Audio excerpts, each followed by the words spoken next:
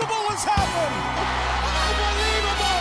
No record for human life. Off to the races. Can they catch it? Now he takes off the shirt. He's running down the middle by the 50. He's at the 30. He's bare-chested and banging his chest. Now he runs the opposite way. He runs at the 50. He runs at the 40. The guy is drunk, but there he goes. The 20. They're chasing him. They're not going to get him. Waving his arms. Bare-chested. Somebody stop Look that out. man. Here comes the blue coat, Oh, Kevin. they got him. Here They're comes coming the from blue the coats. left. Oh, and they tackle him at the 40-yard line.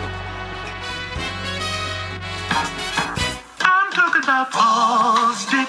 I'm talking about balls deep. I'm talking about balls deep in love. I'm talking about balls deep. I'm talking about balls deep. I'm talking about balls deep in love.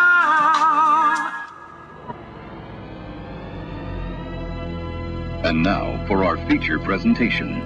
Balls Deep with Devin Jovan. Welcome back to another Balls Deep Pick'em. It's week 10.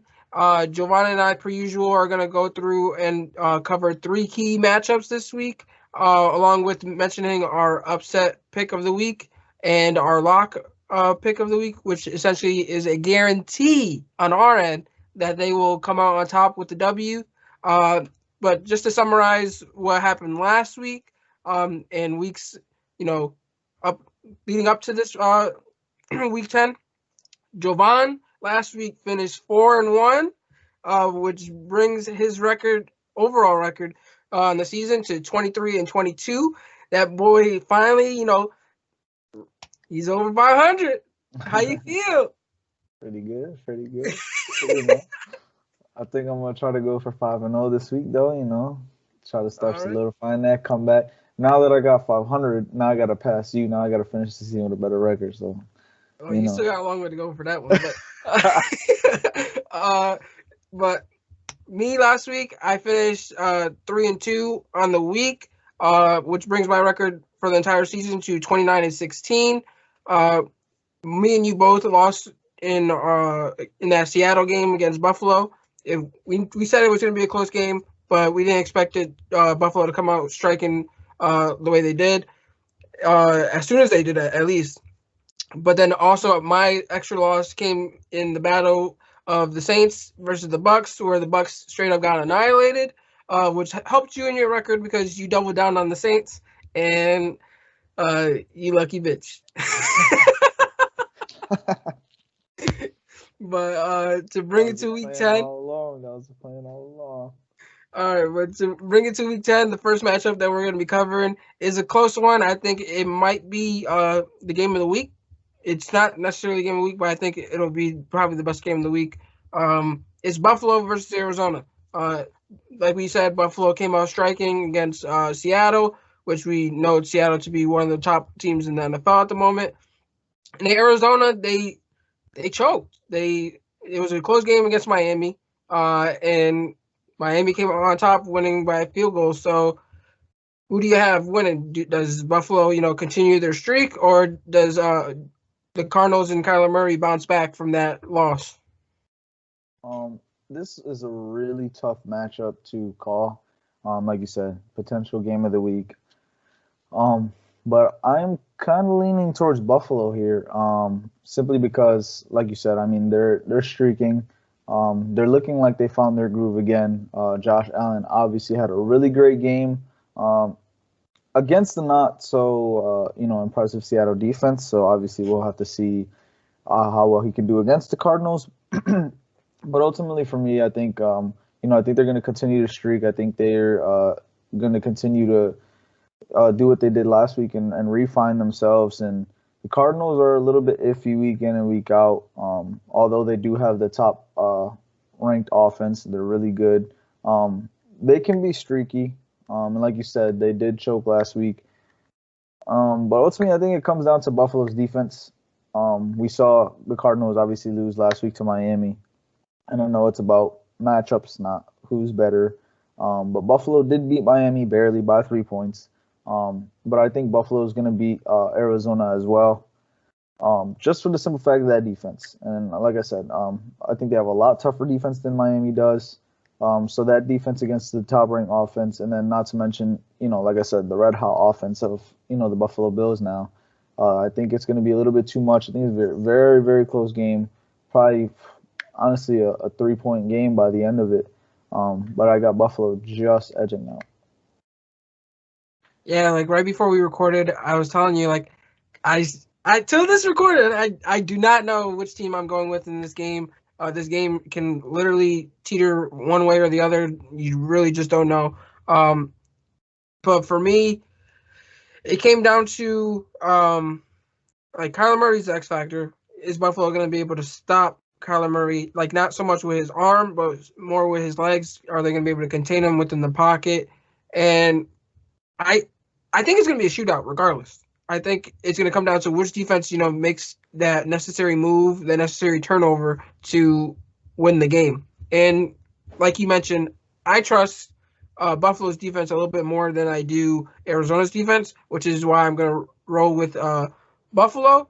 I'm expecting big games out of both quarterbacks, and I happen to have both quarterbacks in our dynasty league, and I still don't know which quarterback to start, but I'm gonna roll with Josh Allen and the Buffalo Bills. I think he's gonna continue his hot streak. I think he started off the season hot, and he's starting to get that groove again, and I think they're gonna continue that groove. I think they figured out their running situation on offense. I know that was kind of what was lacking, but they seem to have found a balance between Zach Moss and Devin Singletary to help Stephon Diggs and all the offensive weapons in the pass game as well. So, Josh Allen, I'm picking you. Don't disappoint me. But I think Tre'Davious White he's not gonna stop DeAndre Hopkins, but I think he'll slow him down just a little bit, enough for them to come out on top. And that leads us to our second matchup, which is a divisional game, and it's between Seattle, which is the team Buffalo just beat, and the Los Angeles Rams. This should be one interesting game. They seem to have interesting games every time they meet up since Sean McVay, became head coach of the Rams. And I know who I'm picking, but I'll let you go first. Who are you picking for this one? As much as I like Seattle as a team, I hate to pick against them. It's hard to pick against them because they're such a good team. But I'm gonna go with the Rams here, mostly because of that Seattle defense. It's really suspect. We know how good a defense the Rams have, obviously. So they're more than capable of slowing down Russ and DK Metcalf, Tyler Lockett, the banged up running backs situation that Seattle currently has. So the defense on the Rams is more than capable of slowing them down. But I think that Seattle's gonna have a hard time, slowing them down. And usually, what edges Seattle out in these close games is the fact that their offense is able to outscore, regardless of how many points their defense gives up. I think that's going to be tough for them to do, especially going up against a really solid defense like the Rams. So I'm going to have to pick the Rams in this one. Alrighty, so my pick is the Rams. So I got a few things I got to say about this. So the Los Angeles Rams are 4-2 against the Seattle Seahawks since McVay took over. And in their last 5 games against them, the Rams have outscored the Seattle Seahawks 168 to 111. So that's a big number. And another one is in 5 of their 6 meetings, the Rams have scored at least 28 points against the Seahawks, with the only exception being in 2017, and they happened to lose that game. And then as the Seahawks are now currently 30th in points allowed and last in total defense, allowing 362 passing yards per game, which is 51 yards more than any team in the Super Bowl era has allowed per game. So this defense is setting records. Historically bad. But they're just not records in a good way. Like you said, they're historically bad. And I think the streak of the 28 points will continue for the Rams. I think they'll score more than 28 points. And like Russell Wilson, he's going to do Russell Wilson things. Like last game, he, I think, threw like 2 interceptions, and you would expect him to have a bad game with how the game was going, but he was having a really good game, especially fantasy wise. He was still producing good. He still had a good production going on with what he was doing in the game. It just wasn't working out in Seattle's favor, and I think this game is gonna, be the same. I think he'll throw out some solid numbers, but it's not going to be enough to overcome what that defense is lacking. And I think Jalen Ramsey being on either DK Metcalf or Tyler Lockett, most likely it's gonna be DK. More than DK, Yeah, and then you're gonna have Aaron Donald putting pressure on Russell Wilson. Russell Wilson is the one quarterback that he sacked the most out of his whole career compared to any other quarterback. So I'm expecting him to continue that and put pressure on him. And if he's not sacking him, he's putting pressure on him enough for other people to get to him. And I'm expecting the Rams to come out on top. I do expect it to be a close game, though. So I'm not going to say it's going to be a blowout, but I have the Rams scoring more than 28 points, but winning probably by 3 or 4 points. Yeah, I don't think it's going to be a blowout, but I don't think it's going to be really, really close, like down to the wire close. I think the Rams will take it pretty comfortably. All right. So with our last matchup, our key matchup of the week, it's actually the Monday Night Football game, I believe, between the Minnesota Vikings and the Chicago Bears. This is interesting because, Bears started off strong in this season. Vikings didn't. And now they seem to be going in opposite directions. No one really knows what to expect from the Bears, but the Vikings seem to have found their groove. But again, Kirk Cousins is leading the charge, so you don't necessarily trust them enough. So for me, I'm going to trust his teammate a little bit more, and in Dalvin Cook, and that's why I'm going to go with the Vikings. He's put on 2 strong performances past 2 weeks. I think he had 4 touchdowns in both games. If not, he was pretty damn close to repeating that. But he's been playing like he's the best running back in the league. And it's kind of hard to, argue that. I mean, he missed, I think, a game or 2, and he's still leading the league in rushing yards, which it blows my mind. It really does blow my mind. He's a problem, and I don't expect the Bears to slow him down. I'm not expecting him to come out and score 4 touchdowns now, but I'm expecting him to have at least a 2 touchdown performance, and open up the passing game for his quarterback. I think he's gonna make his quarterback's job a lot easier. All Kirk Cousins has to do is maintain the turnovers, and we know how hard that is for him. So I don't want to get my hopes up, but I don't want to say it's gonna be a blowout either, because the Bears can come out and surprise some folks. Like, just look what they did against the Bucs. They came out. Nick Foles performed under the lights. It's a primetime game. Nick Foles loves those games. I'm expecting it to be a close game, but I think Dalvin Cook is what's going to give him the edge, because the Bears don't have a running game. David Montgomery can't do it himself. You could tell they missed Tariq Cohen because their offense is very predictable. Matt Nagy, I think it's him. I think after this season he's done. They brought him in to help Mr. Trubisky. We see how that went. That didn't go so well.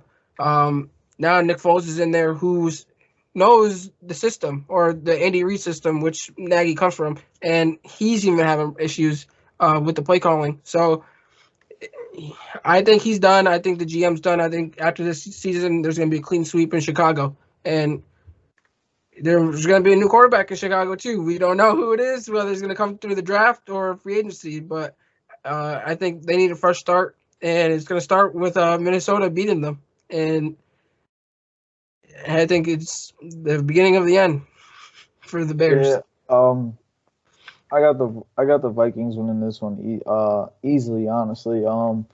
With the Vikings, really, as much as Kirk Cousins has struggled, their problem has really been their defense. And lucky for them, they're facing a team this week that can't get going offensively. Because, like you said, none of their quarterbacks, Nick Foles, Mitch Trubisky, can find any kind of groove. The running game is struggling because David, like you said, David Montgomery can't do it by himself. He's missing Tariq Cohen, but at the same time, even now his health is in question this week so far because he's in concussion protocol. So as far as him playing, we're not even sure that's going to happen yet. And on the Vikings end of things, like I said, offensively, Bears can't get anything going. I think their defense will, be able to at least handle things. And on the flip side of it, Dalvin Cook is practically carrying the team on his back right now. Practically, he is. He is. I mean, he's the best player on their team, one of the best players in the league currently right now, the best running back in the league currently. And last 2 weeks he's looked spectacular coming back from injury. Expect him to continue to do that this week. And like you said, make it a lot easier to throw the ball for, Kirk Cousins as he has these past few weeks because Kirk Cousins isn't really having to, I believe they said he didn't even throw more than 20 attempts in either of the last 2 games. With the way that Dalvin Cook's been running, he really hasn't, had to. So I expect really just the same thing to continue.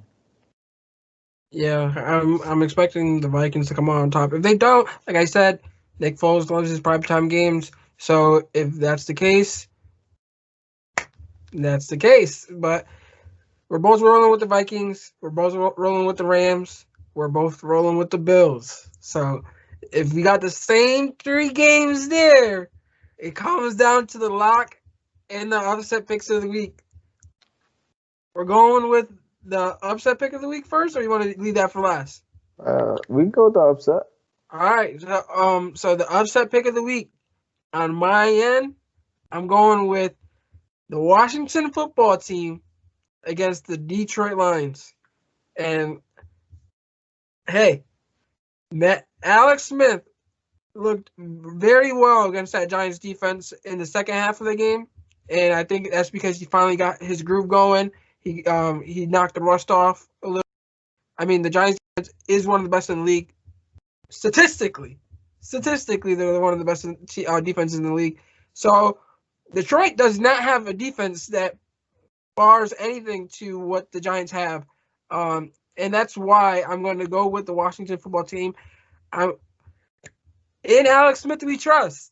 I think Alex Smith, Terry McLaurin, they're going to, create that chemistry like they were doing in the second half of the game. Sims is the X factor. He was making big catches against the Giants last week. I'm expecting him to continue that as well, being that all eyes are going to be on Terry McLaurin.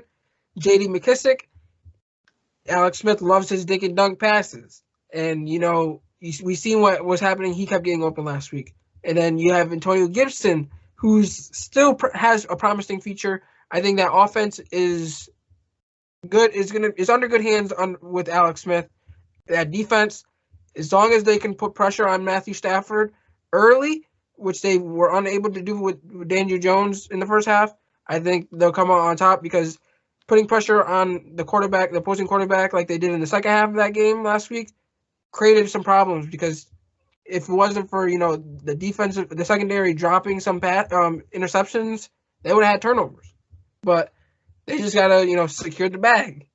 So Chase Young, I think it's going to be on Matthew Stafford's ass, along with the rest of those first rounders on that defensive line.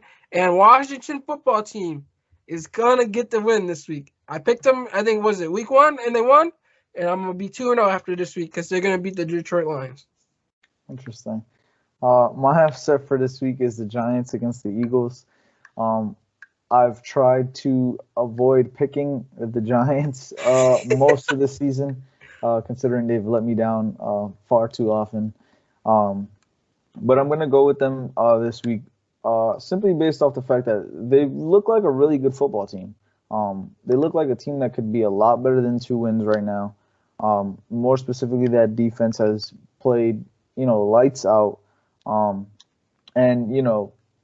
if it were Daniel Jones and he were, limiting the turnovers like he did, the past few weeks, we'd be winning a lot more. Or the past week, we'd be winning a lot more football games, I believe. We should have at least 5 wins. We had a great opportunity to beat the Eagles last matchup. Obviously, it came down to that Evan Ingram drop.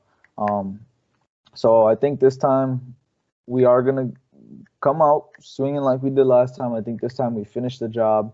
We've looked better, a lot better more recently. Obviously, like I said, Daniel Jones limited his turnovers last game, so hopefully he can continue doing that. Overall, like I said, this team is a lot better than a two-win team. I mean, they've showed it. They've played great against some teams that, they shouldn't have, and nobody gave them a chance. So I got the Giants getting this one this time. Giants should easily have, like I said, 5 wins. They have 6 games, 6 losses that were single digits, or 4 points or less. So my that thing they is, gave away. Not to mention, it wasn't like the other opposing team did anything to. The Giants against the Bucks, they should have won that game.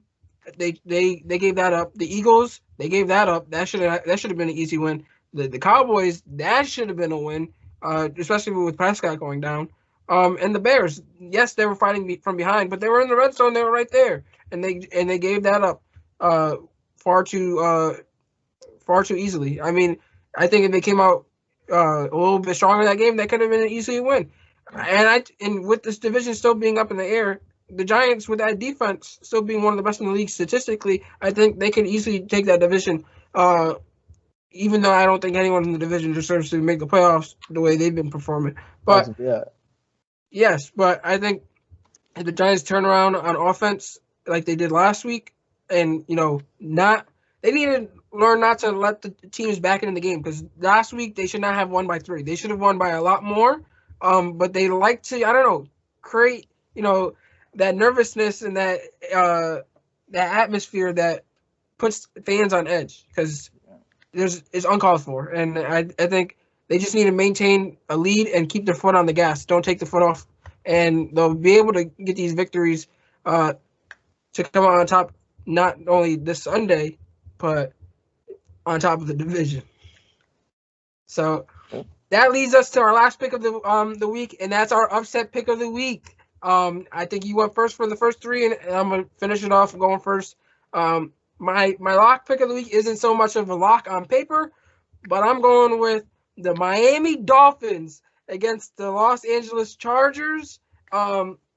It's a battle of the rookies, Tua versus Herbert. I think it should be a great game. I think it's going to come down to the wire. I'm not saying Miami's going to win by a landslide, nothing. I'm just picking them to win. And the reason why, the Chargers can't, they're just like the Giants. They can't seem to, finish the job. And that's the issue.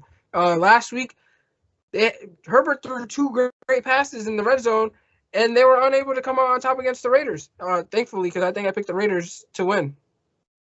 Anyways, but so I'm picking the Dolphins. Tua looked very impressive last week against the Cardinals in comparison to his debut against the Rams. The Chargers have a good defense, but Bosa's out. Bosa's not playing, and that's their main pass rusher. Yes, they have Melvin Ingram, but Tua, he got his legs, and I think that's what's going to come in to the Dolphins' advantage this week. And that defense puts pressure on quarterbacks, and that secondary isn't a team that you could just run all over. I think the Dolphins are going to come out on top. Tua just needs to limit his turnovers, which he's known to do. And Herbert is just going to come out doing what he's done all season. It's going to be a high-scoring game, I think. Rookie of the year, offensive rookie of the year right there. Yeah. So I'm picking the Dolphins. I think I'm a believer in Tua. I'm a believer in the Dolphins. They seem to be turning things around. I think they're going to make the playoffs. Their schedule moving forward is pretty light, and that switch between Fitzmagic and Tua was controversial because Fitzpatrick was playing he had a really good season going on, but I think Tua gives them that edge, that spark that they need to get over the hump, because with Fitzmagic, that magic dies down, and Tua, I think, gives them what they need moving forward to become not only a playoff team but a Super Bowl team. I'm not saying they're a Super Bowl team this year, but they're definitely a playoff team. So I'm sorry to do this to you, Devin, but my lock pick of the week is the Lions. So you will be going 1-1 on that Redskins upset. But ultimately, like you said, I think that the Lions are a lot better than the 3-5 team. But it really is kind of that defense that's holding them back as of right now. But I do think that this game will be a shootout because of that. I think that the Redskins obviously is more than capable of putting up points against a good defense like we saw against the Giants last week, but also against a team like the Lions that doesn't have a good defense. I think they'll be more than capable of putting up points. But when it comes to that Lions offense, as much as I would love to, have my boy, terrorize that offensive line, I I think that offense is just way too talented. I mean, Matthew Stafford at quarterback, DeAndre Swift, Danny Amendola, Kenny Galladay, Marvin Jones, T.J. Hawkinson. I mean, the list goes on and on. I think they have a really talented offense. I think it's going to be a shootout, and I'm just more confident in the Lions offense than I am the Redskins, especially because we saw, the Redskins get opportunities to come back last week against the Giants, and they gave the ball up twice at the end of the game. So, like I said, I just have a lot more confidence in the offense of the Redskins than I do. I mean, in the offense of the Lions than I do the Redskins, and I think ultimately it will be a pretty high scoring game. I got the Lions edging them out in this one. I'm sorry to break it to you, but Kenny Galladay's out. Doesn't matter. Like I said, the list goes on and on.